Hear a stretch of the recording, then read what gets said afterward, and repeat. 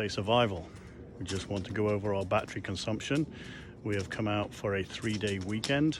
We came out Thursday night and we are in a treed environment. So this is really a big test for us on our 560 ampere hours of lithium and our 565 watts of solar. Now the downside is, as you can see above me, we are not getting much solar at all. And in the next recording that I took, you will see the percentage of our batteries measured by the Victron Smart Shunt. We have not done anything different in our boondocking. We've used our lights, we've used the furnace, we have the diesel heater plugged in 24/7, which is pulling about 0.5 of an amp, 0.8 of an amp. We've used the stove, the hot water, the water pumps, all of that using electricity. And as you saw, we're down to 75% of our battery. Now, we have not taken much in the way of solar in at all.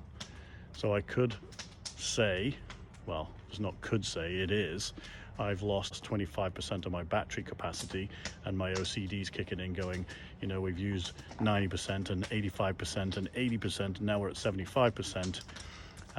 Yeah, it's kicking in a little bit, but I've got to think of the other way, that we've also got 75% of our batteries left. We do leave tomorrow, and what I want to do is update with the final usage with that tomorrow morning before we hook up and plug the truck in. And then from there, tonight, what I'm going to do is plug the truck in. As you can see now behind us, we have the new F-150. And with this F-150, we also have the 2 kilowatt inverter. So I'm going to try to see what we get putting back in. I'm going to do a half-an-hour test, leave the truck running, and see what our percentage increase is on our batteries, because I want to see if this is a feasible solution to not taking a generator. And that's only if we're not recovering any solar whatsoever. And in this environment, this is a great test for us. Now, the truck being a generator on a 2 kilowatt inverter is purely a test if we really get into a pickle and we want to recharge the trailer because we've gone really, really low on our battery capacity. So that's going to be tonight's test, and then tomorrow's test will be to see what we're ultimately left with.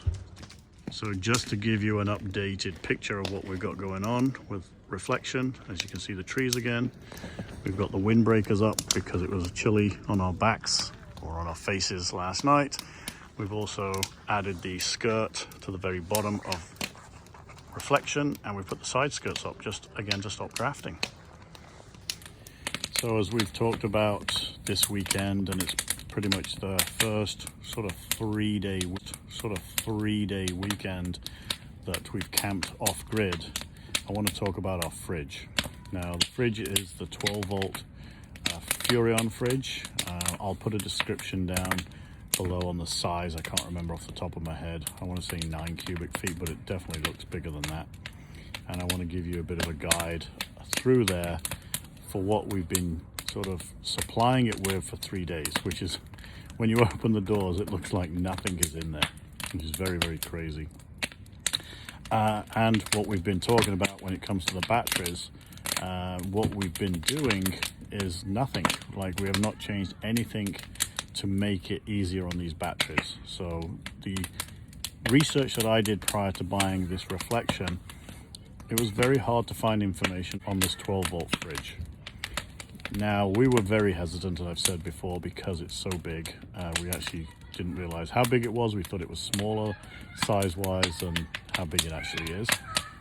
And we were very worried the fact that it's 12 volts and not a propane 12 volt, sorry, a propane 110 volt.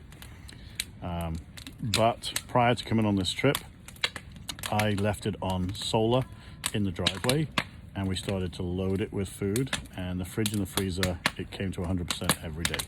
And that's because of where it's parked in the driveway. There's quite a bit of light being attracted to the solar panels.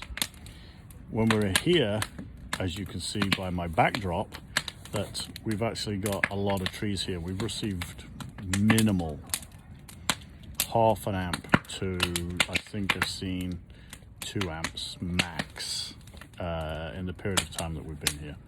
So it's not received much whatsoever. So you've seen the snapshot that we've had already of 75% of the batteries. Again, I will show you more tomorrow on our last day when we leave what our battery level is actually at on the Victron Smart Shunt. Now, if I was to go to my panel in the trailer, I had Sandra look at it this morning, and she said there was 4 red LEDs still on there, which means it's still at 100%. So that's sort of an analog over our Smart Shunt. So I do believe the Smart Shunt is pretty accurate. So it's actually, we're impressed so far with the amount of battery that we've got left on a 3-day, not sunny, in the tree weekend. Now, normally we'd be parked in a more clear space. I know we can recuperate way more solar than what we have been. So let's go and have a look inside the trailer and have a look at what this fridge does. Actually, before we do that, just to give you some specs on what we've seen, I can't give you a true amperage usage because there's something in the background on our trailer that I can't figure out exactly what it is. It draws between 3/4 and 1.5 amps, and I have not been able to isolate it down to the smallest piece of the puzzle. But we are seeing anywhere between 2.5 to 4.5 amps in use. So that's not getting it going at the very beginning, because it can take up to 5-6 amps doing that. But when it's just cyclic, we do see regular anywhere between 2.5 to 4.5 amps. So now let's go and have a look inside and see what Sandra's got going on in there. Now, bearing in mind, there's not a lot of freezer stuff in there, and we're on the Saturday night, which is day 2.5 for us, leading into day 3. So we've already consumed some of that stuff in the fridge side of it. All right, let's go and have a look. So this is that wonderful fridge that we've talked about. Now let's go and open it up and have a look. So on the freezer side, as I said, there's not really anything in here. A few bits and pieces left over. And then if we go on this side, there's a little bit more, and that's on the fridge side. So all in all, that fridge has been working since probably Wednesday night. Again, we left on Thursday night and we have to be home on Sunday. So that's the fridge contents. Probably a little bit more in the frozen side because we've had a couple of evening meals, but this fridge has actually astounded us.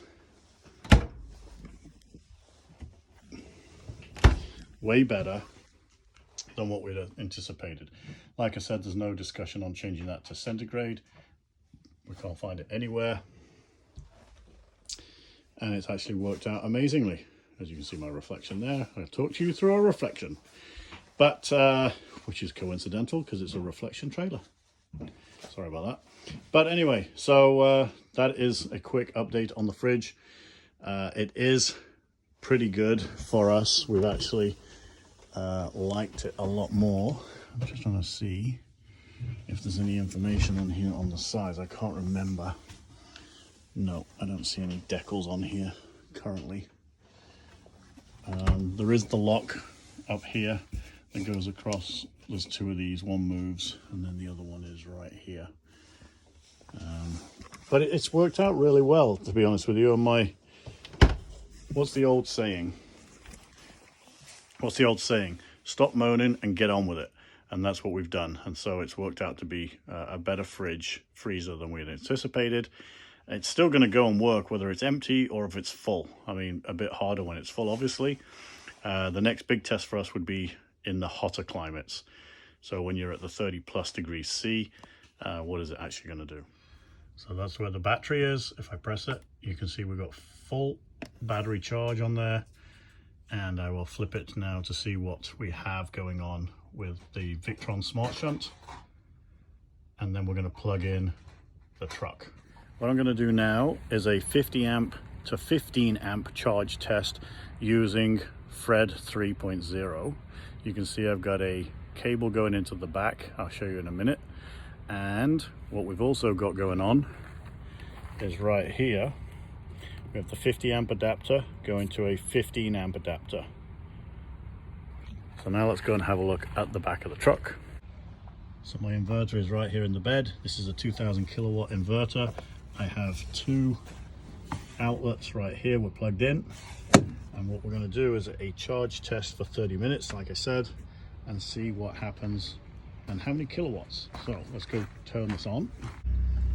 So we're going to go to the Pro Power on board.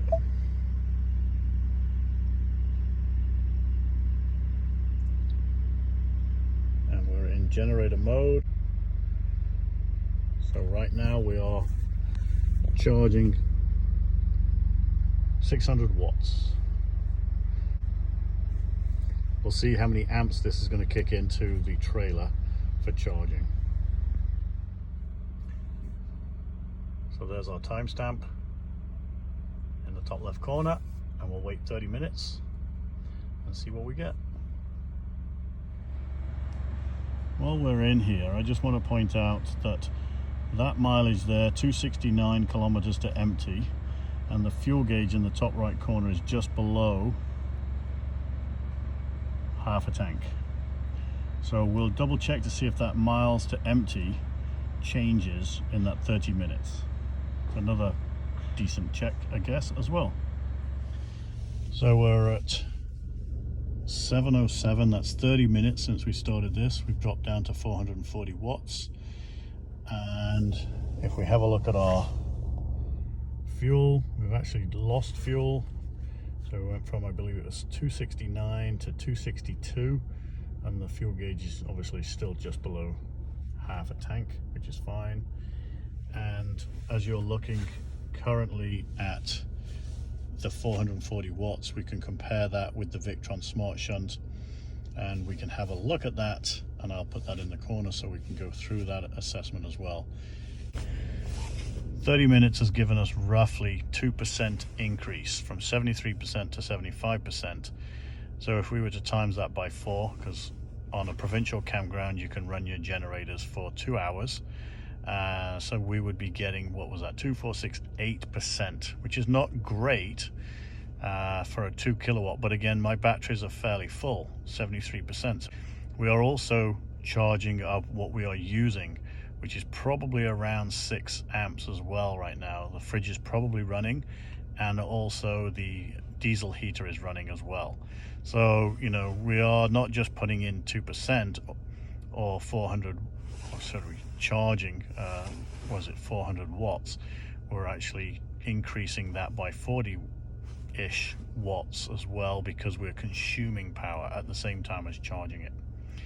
So that's a quick overview, a very short period of time for the 2 kilowatt system on the Ford F-150 2022.